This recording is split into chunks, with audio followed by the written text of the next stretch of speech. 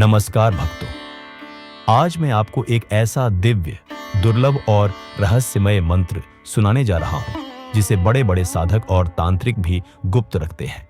कहते हैं, इस मंत्र की शक्ति इतनी प्रबल है कि यदि आप इसे केवल 27 मिनट तक पूरी श्रद्धा से सुन लें, तो जीवन के हर रुके हुए काम, पैसों की समस्या, व्यापार में नुकसान, सब कुछ एक एक करके स्वयं श्री हरि विष्णु और मां लक्ष्मी की कृपा से समाप्त हो जाता है।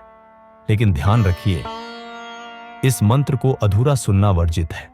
यदि आपने इस मंत्र को अधूरी श्रद्धा से सुना, तो इसका असर उल्टा भी हो सकता है। और अगर पूरे मन से पूरे 27 मिनट तक सुना, तो जो चमत्कार होता है वह आपकी कल्पनाओं से परे है। और हां दोस्तों, अगर आप सच में चाहते हैं कि आपके जीवन में भी लक्ष्मी का आगमन हो, तो अभी इस वीडियो को लाइक जरूर करें, नीचे कमेंट करके जय श्री हरि विष्णु लिखें और ऐसे दिव्य ज्ञान के लिए हमारे चैनल सनातन ज्ञान को सब्सक्राइब करना बिल्कुल न भूलें। भक्तों, काशी के एक युवक ने जब इसे पहली बार पूरी श्रद्धा से सुना, तो अगले ही दिन उसे 18 महीने से रुकी हुई सैलरी का पेमेंट मिल गया। और एक व्यापारी ने तो मजाक में सुन लिया था, और अब उसकी दुकान दिन रात चल रही है। तो भक्तों, आंखें बंद कीजिए, मन को शांत कीजिए और सच्चे भाव से श्री हरि विष्णु और मां लक्ष्मी का स्मरण करते हुए इस दुर्लभ मंत्र को सुनिए पूरे 27 मिनट तक। भक्तों, इस मंत्र के साथ यदि आप एक छोटा सा उपाय भी करें, तो श्री हरि विष्णु और महालक्ष्मी की कृपा एक साथ बरसने लगती है। उपाय यह है कि हर गुरुवार या शुक्रवार प्रातः स्नान करके घर के मंदिर में पीले फूल, तुलसी के पत्ते और एक मिठाई, लड्डू या पेड़ा चढ़ाएं। फिर दोनों हाथ जोड़कर 3 बार यह कहें कि हे श्री हरि विष्णु, हे महालक्ष्मी माता, मेरे जीवन से दरिद्रता दूर करें, कृपा करें और मेरे इस गरीब की पुकार सुनिए, मेरी सच्चे मन की प्रार्थना स्वीकार करें। फिर इसी स्थिति में आंखें बंद करके इस मंत्र को पूरे 27 मिनट तक सुने। विश्वास मानिए, इस उपाय और मंत्र के संयुक्त प्रभाव से आपकी किस्मत करवट लेगी और आपके जीवन में धन, समृद्धि और शुभ समाचारों की वर्षा होगी। जय श्री हरि विष्णु, जय महालक्ष्मी।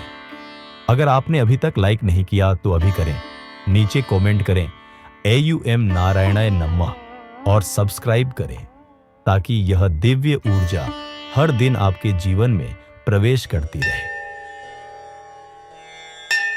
शान्ताकारं भुजगशयनं पद्मनाभं सुरेशं विश्वधारं गगनसदृशं मेघवर्णं शुभांगं लक्ष्मीकान्तं कमलनयनं योगिविधर्यानग्मयं वन्दे विष्णु भवभयहरं शर्वलोकैकनाथम्। शान्ताकारं भुजगशयनं पद्मनाभं सुरेशं विश्वधारं गगनसदृशं मेघवर्णं शुभांगं लक्ष्मीकान्तं कमलनयनं योगिविधर्यानग्मयं वन्दे विष्णु भवभयहरं शर्वलोकैकनाथम्।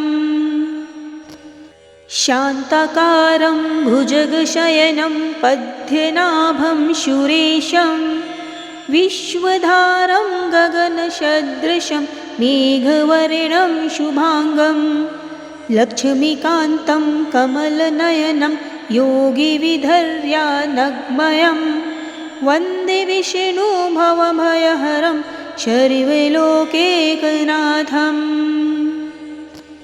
शान्ताकारं भुजगशयनं पद्मनाभं सुरेशं विश्वधारं गगनसदृशं मेघवर्णं शुभांगं लक्ष्मीकान्तं कमलनयनं योगिविधर्यानग्मयं वन्दे विष्णु भवभयहरं शर्वलोकैकनाथम्।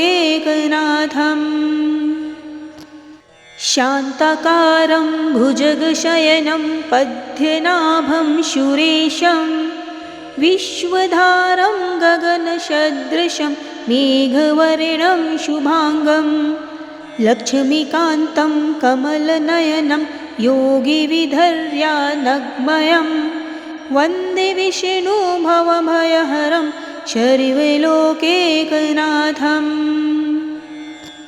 शान्ताकारं भुजगशयनं पद्मनाभं सुरेशं विश्वधारं गगनसदृशं मेघवर्णं शुभाङ्गं लक्ष्मीकान्तं कमलनयनं योगिविधर्यानग्मयं वन्दे विष्णुभवभयहरं शर्वलोकैकनाथम् शान्ताकारं भुजगशयनं पद्मनाभं सुरेशं विश्वधारं गगनसदृशं मेघवर्णं शुभाङ्गं लक्ष्मीकान्तं कमलनयनं योगिविधर्यानग्मयं वन्दे विष्णुभवभयहरं शर्वलोकैकनाथम् शान्ताकारं भुजगशयनं पद्मनाभं सुरेशं विश्वधारं गगनसदृशं मेघवर्णं शुभाङ्गं लक्ष्मीकान्तं कमलनयनं योगिविधर्यानग्मयं वन्दे विष्णुभवभयहरं शर्वलोकैकनाथम् शान्ताकारं भुजगशयनं पद्मनाभं सुरेशं विश्वधारं गगनसदृशं मेघवर्णं शुभाङ्गं लक्ष्मीकान्तं कमलनयनं योगिविधर्यानग्मयं वन्दे विष्णुभवभयहरं शर्वलोकैकनाथम्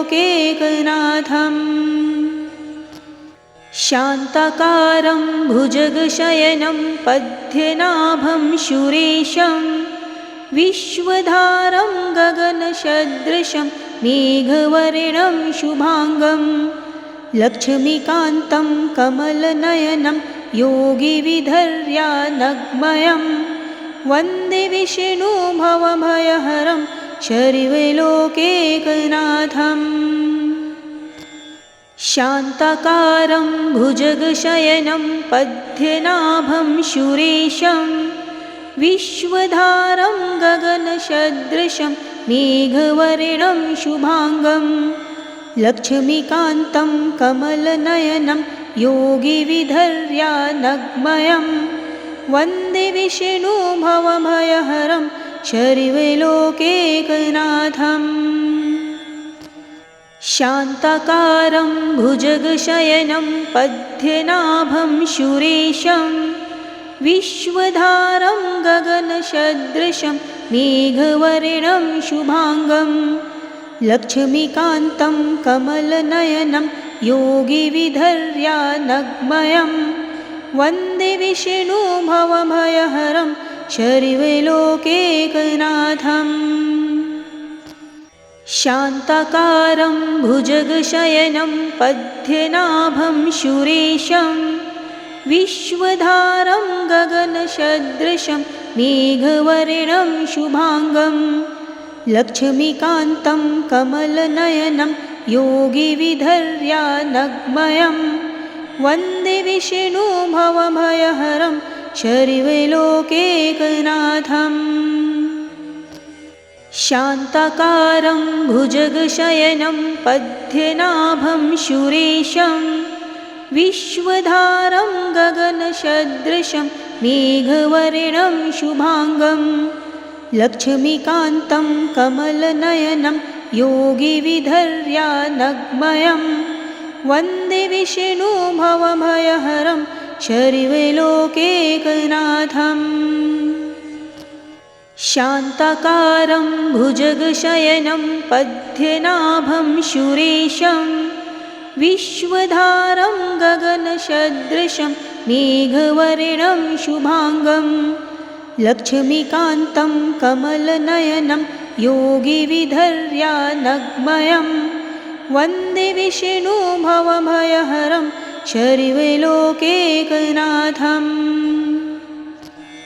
शान्ताकारं भुजगशयनं पद्मनाभं सुरेशं विश्वधारं गगनसदृशं मेघवर्णं शुभांगं लक्ष्मीकान्तं कमलनयनं योगिविधर्यानग्मयं वन्दे विष्णु भवभयहरं सर्वलोकैकनाथम्। शान्ताकारं भुजगशयनं पद्मनाभं सुरेशं विश्वधारं गगनसदृशं मेघवर्णं शुभांगं लक्ष्मीकान्तं कमलनयनं योगिविधर्यानग्मयं वन्दे विष्णु भवभयहरं सर्वलोकैकनाथम्। शान्ताकारं भुजगशयनं पद्मनाभं सुरेशं विश्वधारं गगनसदृशं मेघवर्णं शुभांगं लक्ष्मीकान्तं कमलनयनं योगिविधर्यानग्मयं वन्दे विष्णु भवभयहरं सर्वलोकैकनाथम्। शान्ताकारं भुजगशयनं पद्मनाभं सुरेशं विश्वधारं गगनसदृशं मेघवर्णं शुभांगं लक्ष्मीकान्तं कमलनयनं योगिविधर्यानग्मयं वन्दे विष्णु भवभयहरं सर्वलोकैकनाथम्। शान्ताकारं भुजगशयनं पद्मनाभं सुरेशं विश्वधारं गगनसदृशं मेघवर्णं शुभांगं लक्ष्मीकान्तं कमलनयनं योगिविधर्यानग्मयं वन्दे विष्णु भवभयहरं सर्वलोकैकनाथम्। शान्ताकारं भुजगशयनं पद्मनाभं सुरेशं विश्वधारं गगनसदृशं मेघवर्णं शुभांगं लक्ष्मीकान्तं कमलनयनं योगिविधर्यानग्मयं वन्दे विष्णु भवभयहरं सर्वलोकैकनाथम्। शान्ताकारं भुजगशयनं पद्मनाभं सुरेशं विश्वधारं गगनसदृशं मेघवर्णं शुभांगं लक्ष्मीकान्तं कमलनयनं योगिविधर्यानग्मयं वन्दे विष्णु भवभयहरं सर्वलोकैकनाथम्। शान्ताकारं भुजगशयनं पद्मनाभं सुरेशं विश्वधारं गगनसदृशं मेघवर्णं शुभांगं लक्ष्मीकान्तं कमलनयनं योगिविधर्यानग्मयं वन्दे विष्णु भवभयहरं सर्वलोकैकनाथम्। शान्ताकारं भुजगशयनं पद्मनाभं सुरेशं विश्वधारं गगनसदृशं मेघवर्णं शुभांगं लक्ष्मीकान्तं कमलनयनं योगिविधर्यानग्मयं वन्दे विष्णु भवभयहरं सर्वलोकैकनाथम्। शान्ताकारं भुजगशयनं पद्मनाभं सुरेशं विश्वधारं गगनसदृशं मेघवर्णं शुभांगं लक्ष्मीकान्तं कमलनयनं योगिविधर्यानग्मयं वन्दे विष्णु भवभयहरं सर्वलोकैकनाथम्। शान्ताकारं भुजगशयनं पद्मनाभं सुरेशं विश्वधारं गगनसदृशं मेघवर्णं शुभांगं लक्ष्मीकान्तं कमलनयनं योगिविधर्यानग्मयं वन्दे विष्णु भवभयहरं शर्वलोकैकनाथम्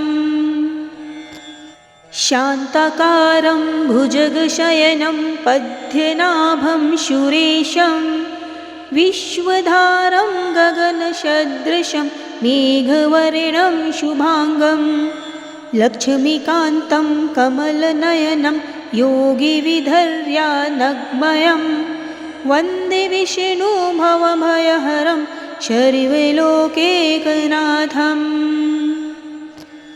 शान्ताकारं भुजगशयनं पद्मनाभं सुरेशं विश्वधारं गगनसदृशं मेघवर्णं शुभांगं लक्ष्मीकान्तं कमलनयनं योगिविधर्यानग्मयं वन्दे विष्णु भवभयहरं शर्वलोकैकनाथम् शान्ताकारं भुजगशयनं पद्मनाभं सुरेशं विश्वधारं गगनसदृशं मेघवर्णं शुभांगं लक्ष्मीकान्तं कमलनयनं योगिविधर्यानग्मयं वन्दे विष्णु भवभयहरं शर्वलोकैकनाथम् शान्ताकारं भुजगशयनं पद्मनाभं सुरेशं विश्वधारं गगनसदृशं मेघवर्णं शुभांगं लक्ष्मीकान्तं कमलनयनं योगिविधर्यानग्मयं वन्दे विष्णु भवभयहरं शर्वलोकैकनाथम् शान्ताकारं भुजगशयनं पद्मनाभं सुरेशं विश्वधारं गगनसदृशं मेघवर्णं शुभांगं लक्ष्मीकान्तं कमलनयनं योगिविधर्यानग्मयं वन्दे विष्णु भवभयहरं शर्वलोकैकनाथम् शान्ताकारं भुजगशयनं पद्मनाभं सुरेशं विश्वधारं गगनसदृशं मेघवर्णं शुभांगं लक्ष्मीकान्तं कमलनयनं योगिविधर्यानग्मयं वन्दे विष्णु भवभयहरं शर्वलोकैकनाथम् शान्ताकारं भुजगशयनं पद्मनाभं सुरेशं विश्वधारं गगनसदृशं मेघवर्णं शुभांगं लक्ष्मीकान्तं कमलनयनं योगिविधर्यानग्मयं वन्दे विष्णु भवभयहरं शर्वलोकैकनाथम् शान्ताकारं भुजगशयनं पद्मनाभं सुरेशं विश्वधारं गगनसदृशं मेघवर्णं शुभांगं लक्ष्मीकान्तं कमलनयनं योगिविधर्यानग्मयं वन्दे विष्णु भवभयहरं शर्वलोकैकनाथम् शान्ताकारं भुजगशयनं पद्मनाभं सुरेशं विश्वधारं गगनसदृशं मेघवर्णं शुभांगं लक्ष्मीकान्तं कमलनयनं योगिविधर्यानग्मयं वन्दे विष्णु भवभयहरं शर्वलोकैकनाथम् शान्ताकारं भुजगशयनं पद्मनाभं सुरेशं विश्वधारं गगनसदृशं मेघवर्णं शुभांगं लक्ष्मीकान्तं कमलनयनं योगिविधर्यानग्मयं वन्दे विष्णु भवभयहरं शर्वलोकैकनाथम् शान्ताकारं भुजगशयनं पद्मनाभं सुरेशं विश्वधारं गगनसदृशं मेघवर्णं शुभाङ्गं लक्ष्मीकान्तं कमलनयनं योगिविधर्यानग्मयं वन्दे विष्णुभवभयहरं सर्वलोकैकनाथम्। शान्ताकारं भुजगशयनं पद्मनाभं सुरेशं विश्वधारं गगनसदृशं मेघवर्णं शुभाङ्गं लक्ष्मीकान्तं कमलनयनं योगिविधर्यानग्मयं वन्दे विष्णुभवभयहरं सर्वलोकैकनाथम्। शान्ताकारं भुजगशयनं पद्मनाभं सुरेशं विश्वधारं गगनसदृशं मेघवर्णं शुभाङ्गं लक्ष्मीकान्तं कमलनयनं योगिविधर्यानग्मयं वन्दे विष्णुभवभयहरं सर्वलोकैकनाथम्। शान्ताकारं भुजगशयनं पद्मनाभं सुरेशं विश्वधारं गगनसदृशं मेघवर्णं शुभाङ्गं लक्ष्मीकान्तं कमलनयनं योगिविधर्यानग्मयं वन्दे विष्णुभवभयहरं सर्वलोकैकनाथम्। शान्ताकारं भुजगशयनं पद्मनाभं सुरेशं विश्वधारं गगनसदृशं मेघवर्णं शुभाङ्गं लक्ष्मीकान्तं कमलनयनं योगिविधर्यानग्मयं वन्दे विष्णुभवभयहरं सर्वलोकैकनाथम्। शान्ताकारं भुजगशयनं पद्मनाभं सुरेशं विश्वधारं गगनसदृशं मेघवर्णं शुभाङ्गं लक्ष्मीकान्तं कमलनयनं योगिविधर्यानग्मयं वन्दे विष्णुभवभयहरं सर्वलोकैकनाथम्। शान्ताकारं भुजगशयनं पद्मनाभं सुरेशं विश्वधारं गगनसदृशं मेघवर्णं शुभाङ्गं लक्ष्मीकान्तं कमलनयनं योगिविधर्यानग्मयं वन्दे विष्णुभवभयहरं सर्वलोकैकनाथम्।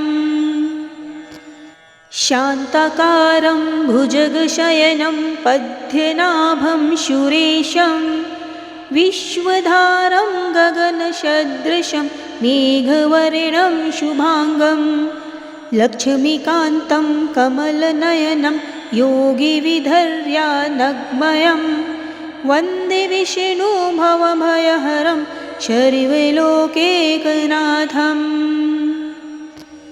शान्ताकारं भुजगशयनं पद्मनाभं सुरेशं विश्वधारं गगनसदृशं मेघवर्णं शुभाङ्गं लक्ष्मीकान्तं कमलनयनं योगिविधर्यानग्मयं वन्दे विष्णुभवभयहरं सर्वलोकैकनाथम्।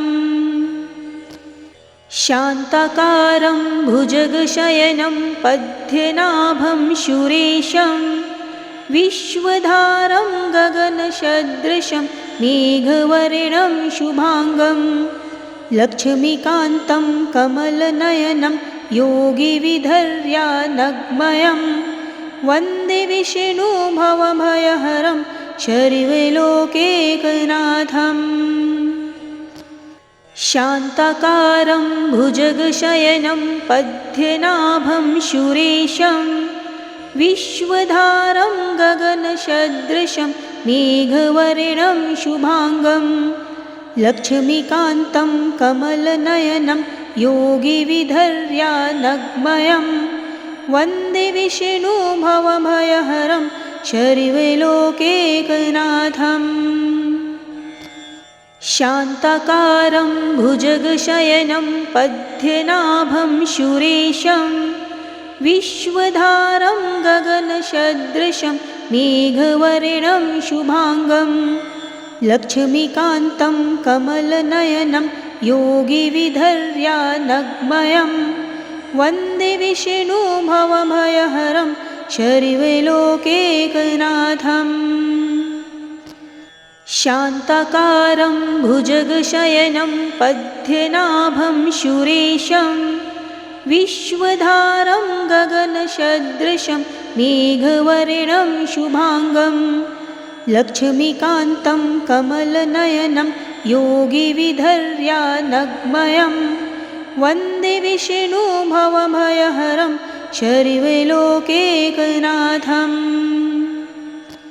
शान्ताकारं भुजगशयनं पद्मनाभं सुरेशं विश्वधारं गगनसदृशं मेघवर्णं शुभाङ्गं लक्ष्मीकान्तं कमलनयनं योगिविधर्यानग्मयं वन्दे विष्णुभवभयहरं शर्वलोकैकनाथम्